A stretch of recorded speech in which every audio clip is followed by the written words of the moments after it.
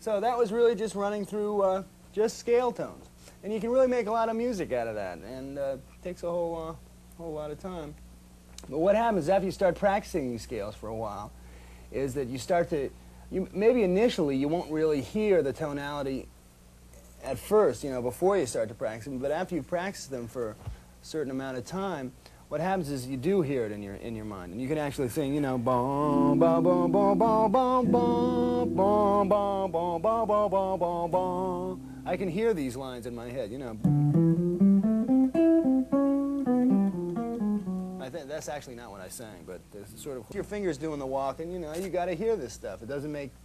It's not doing you any good at all if you can't imagine the sound before you actually play it. You know, if you're just moving, you'll say, I know this is going to work, and I know this is going to work.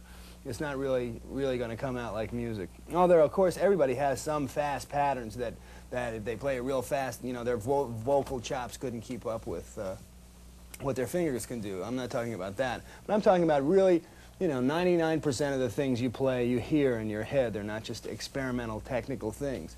And a really good way to do that is to just study the modes, you know. And to sit down and practice playing on C minor for 2 hours on the Dorian scale, if you can make 2 hours. If you can only make 10 minutes, that's good too. Just only practice as much as you can really get some work done. So we've gone over all these scales only to come up with this thing at the end here that says passing tones. And that any scale tone may be approached by a chromatic note a half step above or below. So what that means is you can play any note.